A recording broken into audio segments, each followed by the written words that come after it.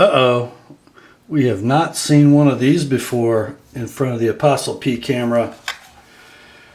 We are going to look inside the black box in this first impressions video of the Mini CQC-8 Horseman by Emerson Knives. Stick with me, guys.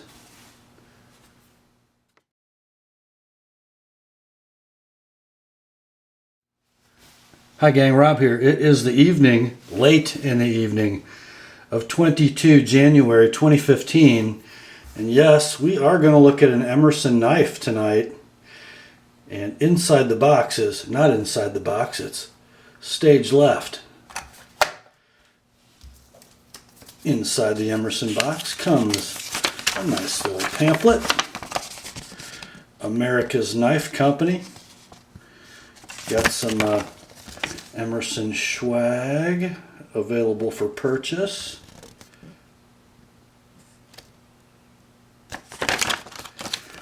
On the back we have sort of a mini catalog of some Emerson knives. Nice picture of Ernie Emerson. Caution, these knives are extremely sharp. Well, this one is now. I wouldn't say it was out of the box. Oh, Emerson Knives sticker. It will look excellent up on the wall of fame behind the sharpening bench. And in this poly bag resides the knife. Yes, this is the Mini CQC-8 Horseman by Emerson, and I gave away the surprise. Did you catch that? This is a smallish, almost EDC size knife from Emerson. I guess we call this the banana blade in the community. Looks a lot like a Hinderer Skinner if it were full flat ground. I guess it is a modified drop point with a sort of a modified reverse tanto and a minor swedge on the top. Sabre ground from about half the breadth of the blade down. The blade is fashioned of 1/8 inch thick, 154 cm stainless steel. And as you guys know from the factory, even though this is a V-ground primary bevel, the cutting edge is chisel ground. But that doesn't look like a factory Emerson edge, does it? And if we flip it over, it really doesn't. Yeah, this is V-ground. Of course, by me. I wanted it to cut, and I wanted it to cut paper and cardboard straight. So I did away with the chisel grind. And I know that Ernie has his reasons for grinding all his edges in the chisel configuration. I have my reasons for V-grinds, so we'll just leave that at that. The blade is 3 7/16 inches long. The handle 4 7/8 for an overall length of 8 5/16 inches. And the blade and handle ratio is a little funky.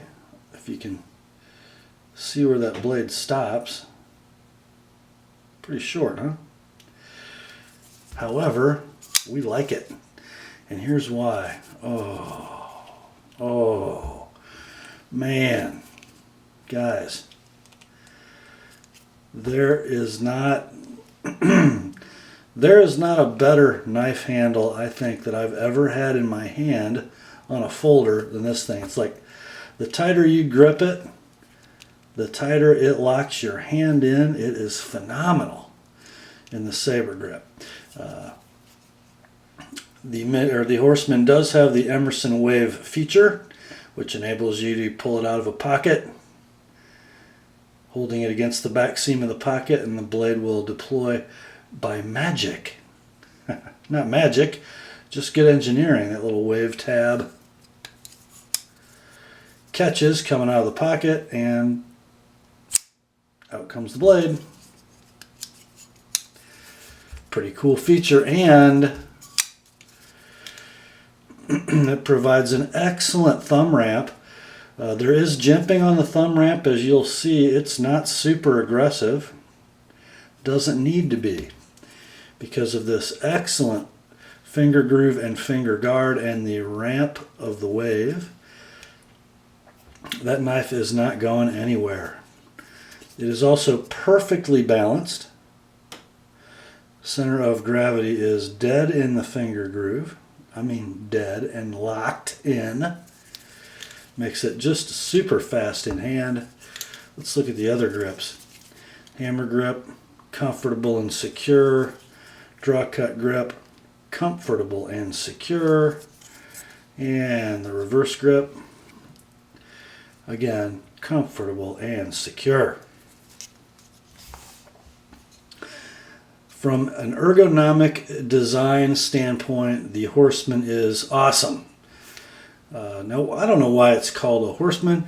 Perhaps because of its full stock thickness for half the blade and in kind of a short, stubbier knife, it would be suitable for, you know, cutting leather, for digging stuff out of a hoof.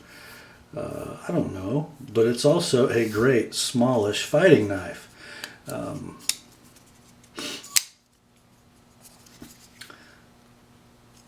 Now let's get past the wonderful design features for actual cutting. And guys, well, let's show you first. One of the reasons that I modified the edge bevel was so it would cut the kind of things that I cut. I cut a lot of paper at work and a lot of cardboard. So I wanted it to be able to do those tasks well. First, let's look at how it cut paper after I sharpened it, so sort of in the as sharpened state. And even with, you know, a really obtuse wedgy primary bevel and an edge grind that is 19 degrees per side for the secondary bevel with a tiny little 22 degree micro, it doesn't do too bad. Here, take a look, guys.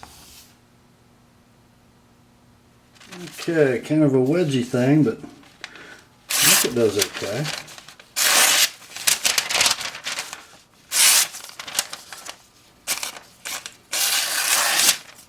Not bad.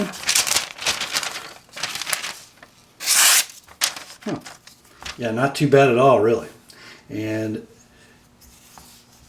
so let's see how that translates. How does that initial sharpness and the redesign of the edge bevel produce a cardboard cutter? Let's take a look. I just cut up a little small flat rate box for you, and I'll let you take a look at that now.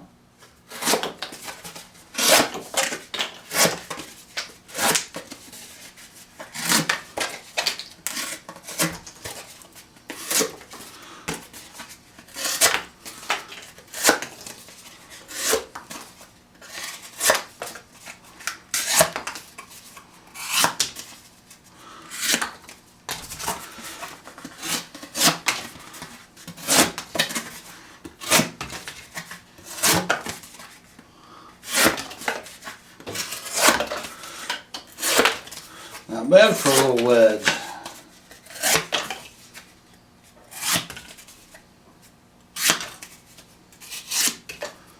Huh.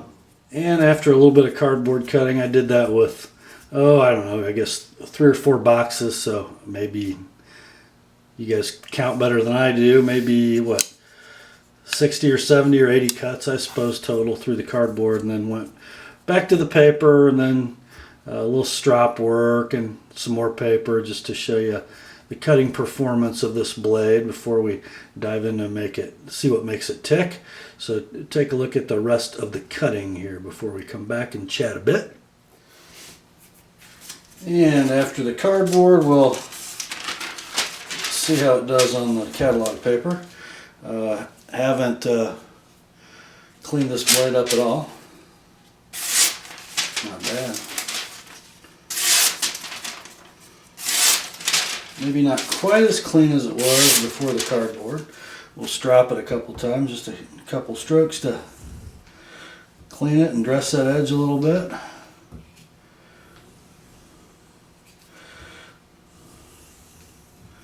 Thumb plate gets in the way.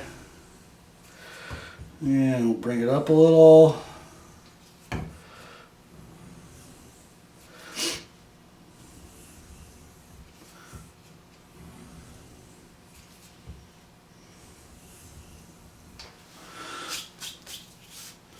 Clean it on the pants leg, and what do we got?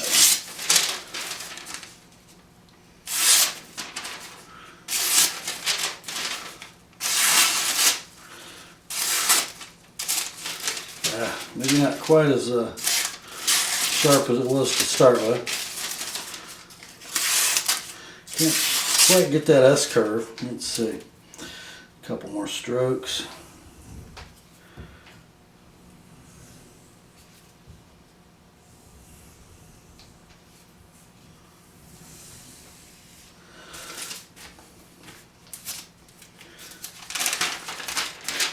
Let's see what we got.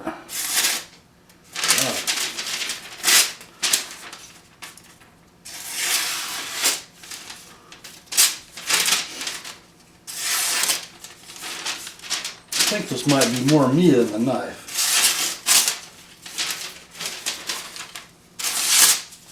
Yeah, maybe not. Just can't quite make that bend as well as it did to start. Still very sharp though.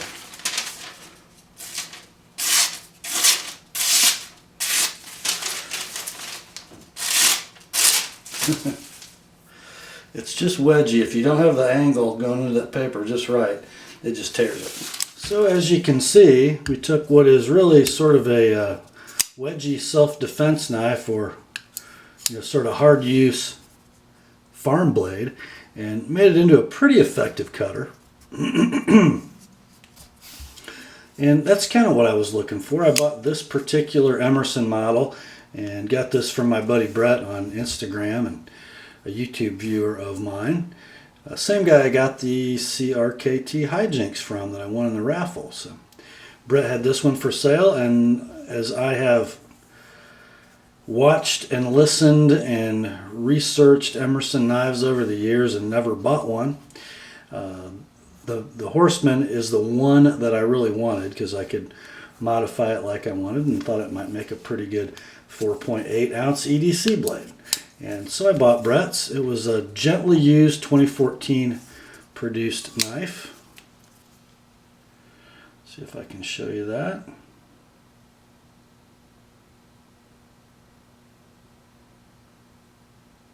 There.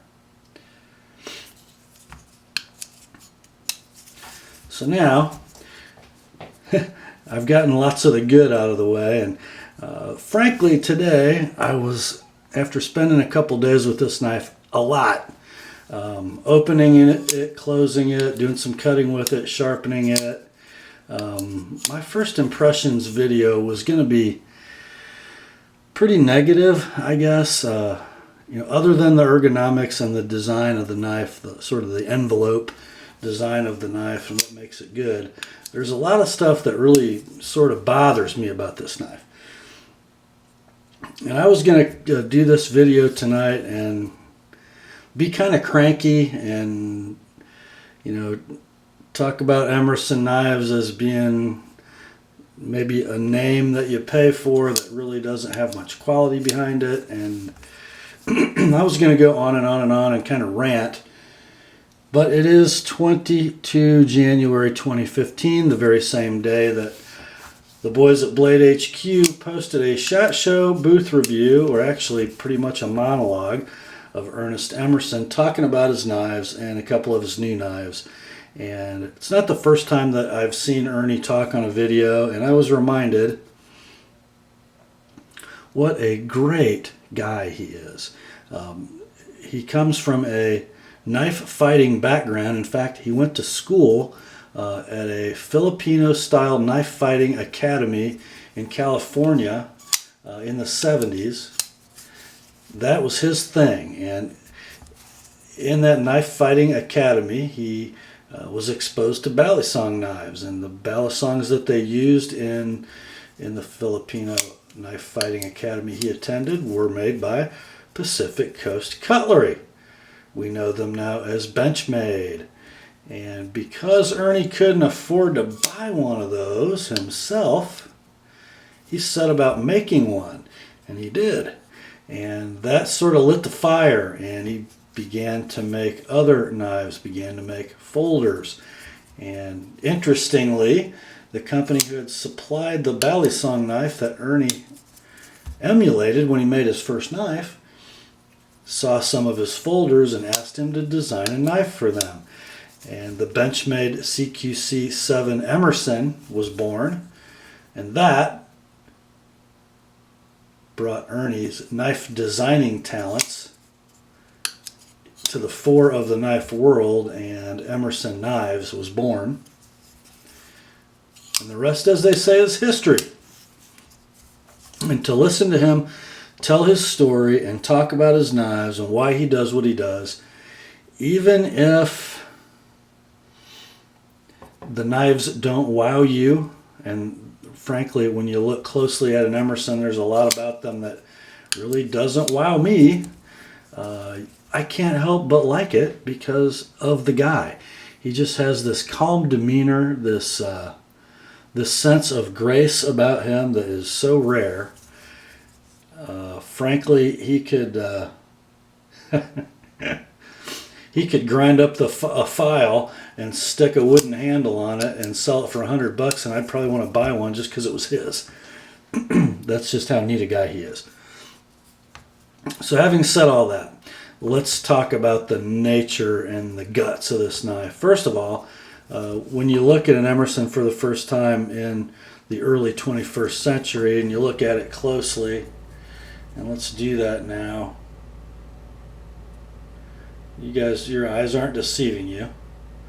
We've got some pretty raggedy liner edges. Both liners are titanium on this knife.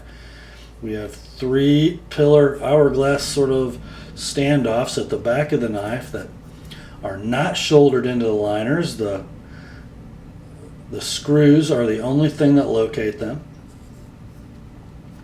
The clip is right hand carry, tip up only, and it is a great clip.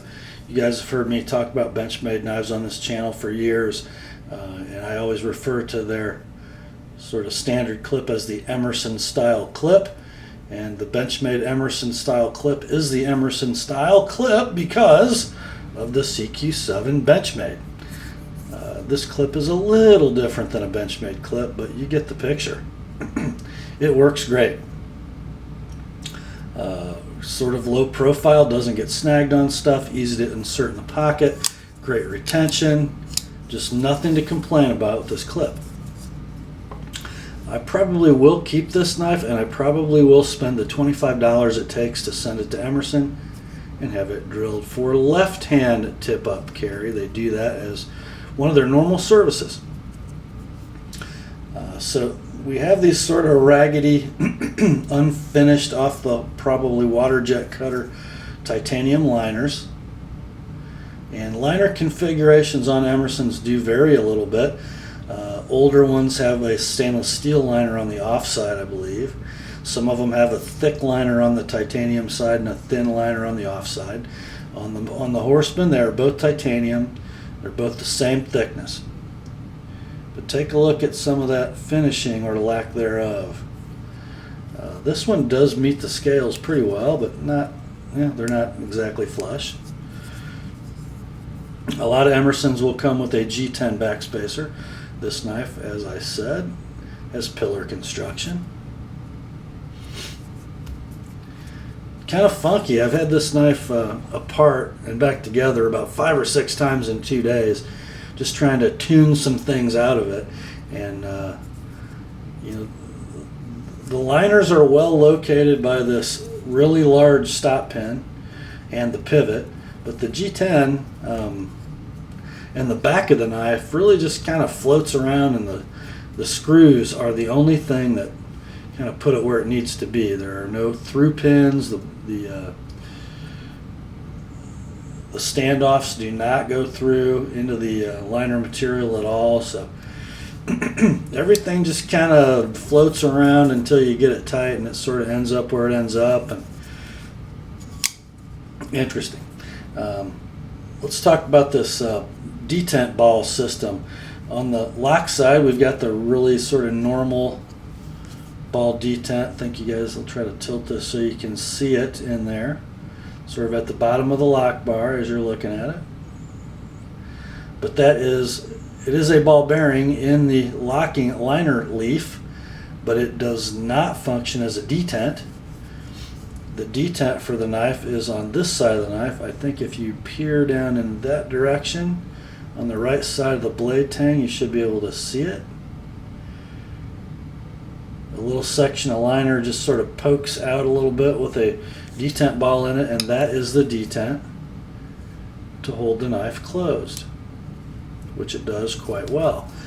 Interesting thing though, it's not on a big long spring of a locking leaf. It's on a little tiny tab that sticks out of the liner, so it's kind of stationary. So when you open the knife right-handed, you don't really feel much detent at all. So it's not a great knife to flick open with the thumb. You don't get any help from the detent. When you're opening it left-handed, because you're pushing the blade against the detent, you definitely feel it more.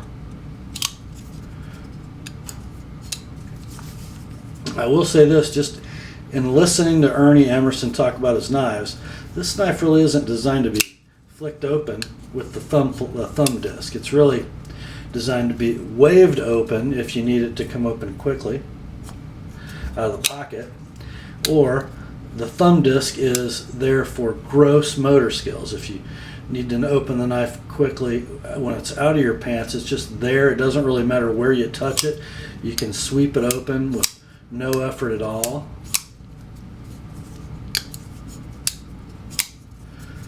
So you're not going to deploy this knife the fastest reliably by flipping it out with your thumb.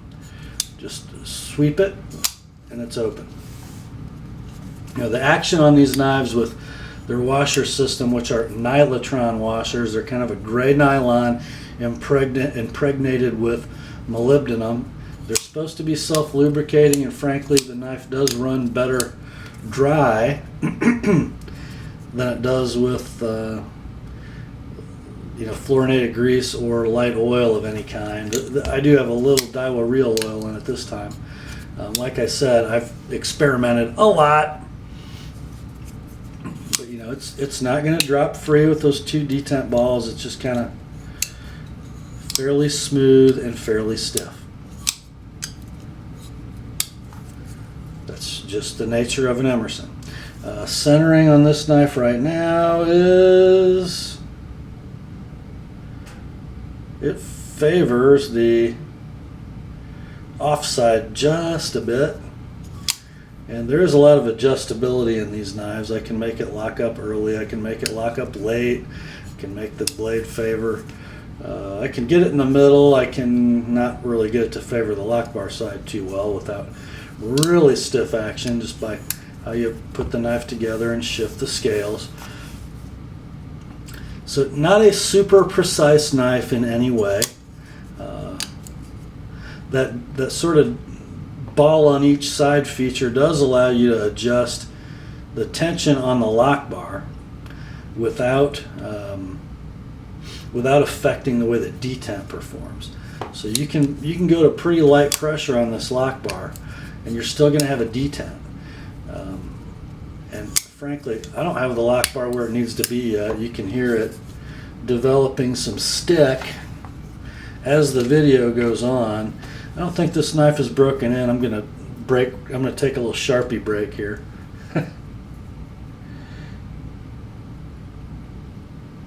I have considerably lightened the lock bar tension.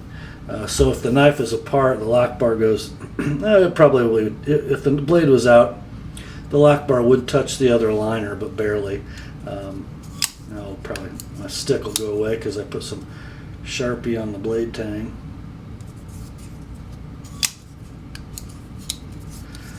Hopefully as it breaks in, that will get better. I don't know. And I've got obviously the wrong amount of tension on the lock bar, because as the detent ball, or the lock bar ball, rides along the surface of the knife, I get this whistle. Hear that? When it was tighter, it didn't do that as badly. Interesting. You know, it's it's kind of a little dinosaur, isn't it?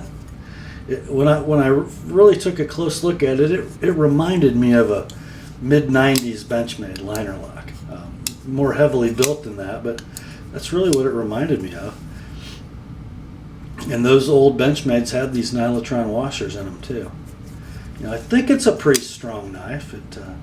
I did play with the way the washers were located, and I got the side-to-side play out of the knife. I had some when I got it, and it really wouldn't go away unless I really made the action super stiff.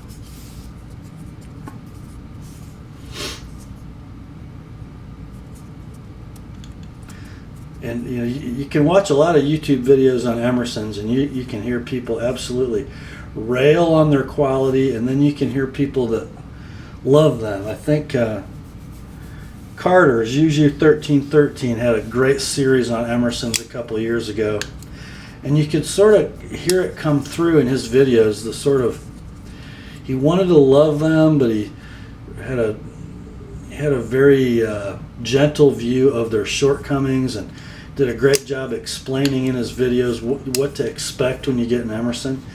And you know, you're not getting a Sabenza, you're not getting a ZT. You're not going to have finishing to that level, machining to that level. You're not getting a knife that is probably as strong as a Strider, but you know, this knife sells for what, $160 or $70 brand new. An expensive Emerson is a little over $200. You know, if you get into the custom ones, considerably more than that. But they're not a $400 knife. They're not a $100 knife either. You know, if you buy a nice used Emerson and you pay something under $150, you probably did okay. At least in a Horseman.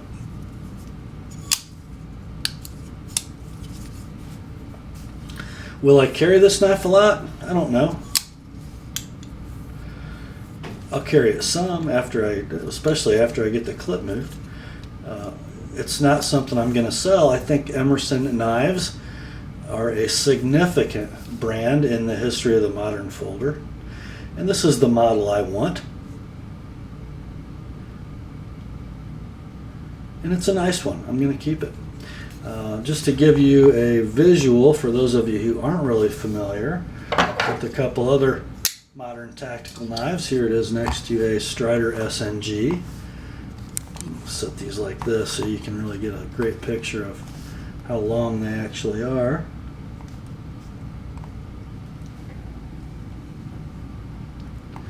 So in overall length and in blade length, those guys are almost identical.